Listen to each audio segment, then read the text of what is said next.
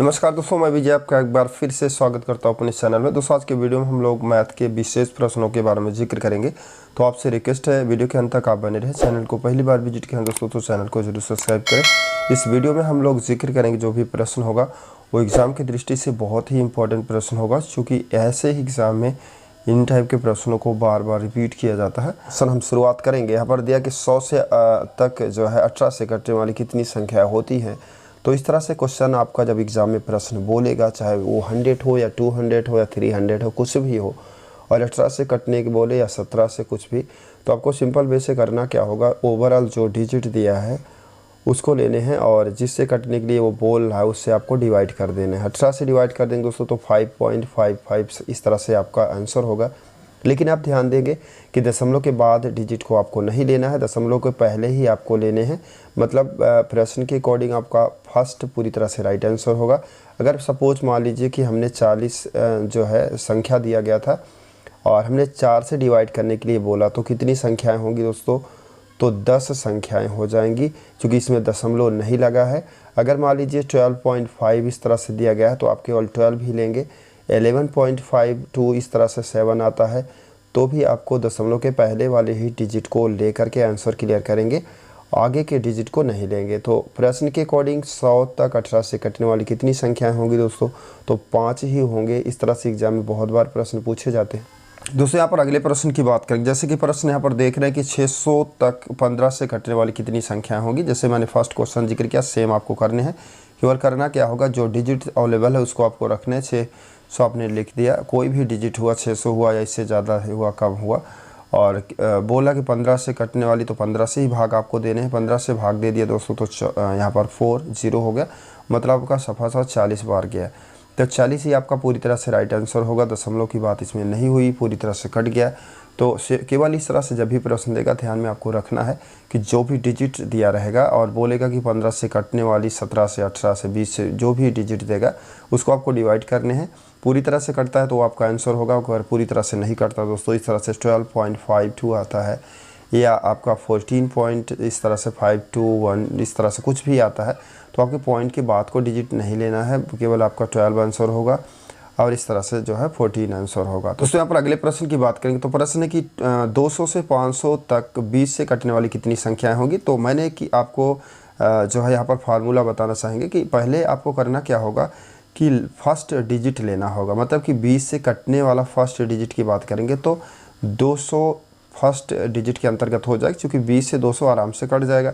Last की बात करेंगे दोस्तों तो 500 से बाद नहीं जाना है, मतलब 500 के आगे नहीं जाना, 500 से अंदर ही रहना है। तो लास्ट डिजिट में 500 को आप आराम से ले सकते हैं, क्योंकि ये 20 से पॉसिबल है, कट जाएगा। डिफरेंट की बात करेंगे दोस्तों तो 20 जो दिया गया है वही आपका डिफरेंट होगा। तो इसमें फार्मूले की बात करेंगे दोस्तों तो n बराबर जो फार्मूला होता है, लास्ट माइनस आपको फर्स्ट करने हैं और अपान में डी कर देना है, +1 कर देना है दोस्तों, ये आपका फार्मूला है। तो वैल्यू को पुट कर देना है आपको सिंपल तरीके से। यहाँ पर 500 लेंगे, -200 ले लिया। डिफरेंट की बात करेंगे तो हमने डिफरेंट यहाँ पर 20 ले लिया। अब प्रश्न के अकॉर्डिंग यहाँ पर हमने क्या कर दिया, जो आपका +1 कर दिया इस तरह से। अब यहाँ पर हम लेस कर देंगे तो 300 हो जाएगा, मतलब 300 हो गया। और अपान की बात करेंगे दोस्तों तो हमारा 20 हो गया। 0 से 0 हमने कैंसिल कर दिया, 2 से डिवाइड कर दिया तो हमारा 15 हो गया।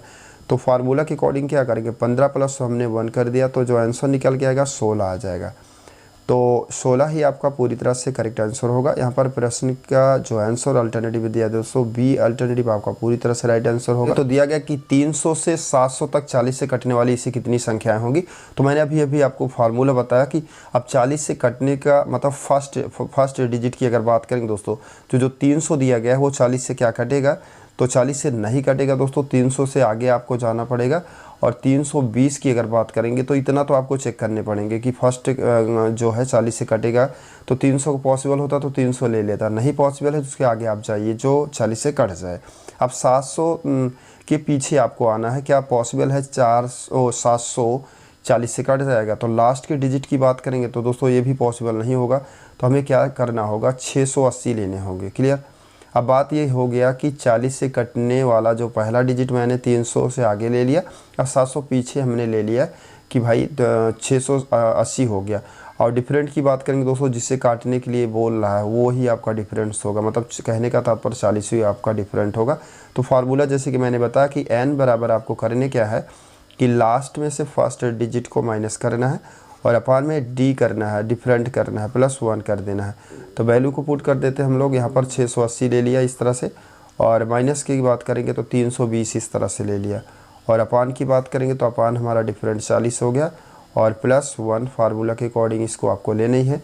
तो इसमें हम लेस कर देंगे, घटाएंगे तो हमारा 360 आ जाएगा, क्लियर। और अपान में 40 हो गया, और यहाँ पर हमने इस 0 से 0 कैंसिल कर दिया, 4 से कट कर दिया, 4 9 36 हो गया, और +1 हमने जोड़ दिया फार्मूला के अकॉर्डिंग। तो मतलब जो आंसर निकल के आएगा वो 10 आ जाएगा। तो बात क्लियर हुआ कि इसका जो आंसर होगा दोस्तों फर्स्ट अल्टरनेटिव आपका पूरी तरह से राइट आंसर होगा। इस तरह से जब भी प्रश्न होगा आपको फार्मूले सेम लगाने हैं, जैसे कि मैंने जिक्र किया, n बराबर जो है लास्ट माइनस फर्स्ट अपान डी +1 करने हैं। उसके बाद आपका क्वेश्चन आसानी से सिंप्लीफाई हो जाएगा। अगर बात करेंगे तो 200 से 450 तक सम, और यहाँ पर दिया गया जैसे कि आप देख रहे हैं सम और विषम संख्या कितनी होगी। तो सिंपल सी बात है, पहले हम सम की बात करेंगे। तो सम की बात करेंगे दोस्तों तो फार्मूले आपको सेम लगाना, जैसे कि मैंने अभी बताया। तो आपको पहले इवन नंबर्स ज्ञात करने हैं, तो आपको फार्मूला लगाना पहले क्या करना होगा, पहले आपका फर्स्ट लिखना होगा। तो अगर 200 की बात करेंगे, सम 200 ऑलरेडी है ही दोस्तों, हमने एफ जो फर्स्ट ले लिया। लास्ट की बात करेंगे तो 450 भी आपका सम है, हमने 450 भी ले लिया। जैसे कि आप देखते हैं दोस्तों, अगर सम की बात करेंगे तो यहाँ पर डिफरेंट आपका क्या होगा, 2 ही होगा, क्योंकि आप जैसे आप लिखते हैं 2 लिखेंगे, 4 लिखेंगे, इस तरह से 6 और 8 लिखेंगे, तो जो डिफरेंट जाएगा 2 का जाएगा। तो सम रहेगा तो 2 डिफरेंट लेंगे, विषम रहेगा तो भी आपका 2 ही डिफरेंट होगा, ये आपको पता है। तो फार्मूले आपको n बराबर लगाने क्या है, लास्ट में से फर्स्ट को घटाने हैं, और अपान में यहाँ पर क्या करना, डी करना, +1 कर देना सिंपल तरीके से, जैसे कि मैंने ऑलरेडी अभी क्वेश्चन आपको जिक्र किया। तो यहाँ पर लिखेंगे 450 माइनस 200 कर देंगे, और अपान की बात करेंगे दोस्तों तो डिफरेंट क्या है, 2 आपको ले लेना है, प्लस आपका फार्मूले के अकॉर्डिंग आपको 1 कर देना है। तो यहाँ पर हम सिंप्लीफाई करेंगे तो इसको लेस करेंगे तो हमारा क्या होगा, 250 हो जाएगा, 250 हो जाएगा, बटा 2 कर देंगे, प्लस यहाँ पर 1 कर देंगे। तो इसको कट कर देंगे दोस्तों तो हमारा 1 हो जाएगा, और इस तरह से 125 हो गया, क्लियर। तो 125 में अगर एक जोड़ देंगे तो 126 हमारा हो गया।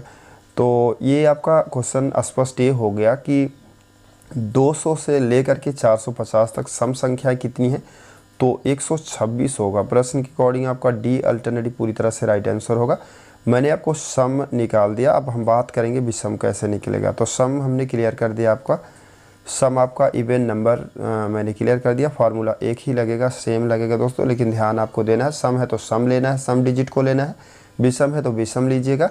अगर अदर डिजिट दिया गया है तो आप ध्यान से देखेंगे कि 20 से कटने के लिए तो 20 का कटने वाली डिजिट लेना है, 40 से है तो 40 की कटने वाली डिजिट को लेना है। तो देखने दिया कि 200 से 450 तक सम और विषम संख्या ज्ञात करें, तो मैंने सम ऑलरेडी आपको बता दिया। अब विषम की बात होती है, ऑड नंबर से रिलेटेड यहाँ पर हम क्वेश्चन जिक्र करेंगे। मतलब आपका विषम जो होगा, ध्यान से समझेंगे, विषम की अगर बात करेंगे दोस्तों तो अब यहाँ पर आपको सेम प्रोसेस करना है, 200 से 450 तक जाना है। तो भाई अगर फर्स्ट डिजिट की बात करेंगे तो फर्स्ट में आप क्या लेंगे, 200 तो ले नहीं पाएंगे, 201 आपको लेना होगा, चूँकि 201 लेंगे तभी तो विषम होगा। और लास्ट की अगर बात करेंगे दोस्तों तो 450 आप नहीं ले सकते, 449 आप ले सकते हैं, क्लियर। और डिफरेंट की बात करेंगे दोस्तों तो डिफरेंट इसमें भी 2 ही होगा, क्योंकि आप जब भी 1 लिखेंगे, 3 लिखेंगे, 5 लिखेंगे तो सबका डिफरेंट 2 जा रहा। तो सिंपल सा बात है। तो आपको फिर से फार्मूले भाई नोट कर लेना है, n बराबर करने हैं, लास्ट माइनस फर्स्ट करने हैं, और अपान डिफरेंट करने हैं, +1 कर देना है, क्लियर। तो बात होती है कि हमने लास्ट डिजिट 449 ले लिया, फर्स्ट की बात करेंगे तो 201 मैंने ले लिया, और अपान की बात करेंगे दोस्तों तो 2 हो गया, और +1 आपको करना है। अब करना क्या है कि अभी इस तरह से सिंप्लीफाई करेंगे तो 248 हो गया आपका, और 2 से डिवाइड कर दिया, 2 से डिवाइड कर दिया तो 1 बार गया, 2 बार गया, ये 4 हो गया। तो +1 कर दिया तो 124 में 1 जोड़ दिया तो क्या हो गया, 125 हो गया, क्लियर।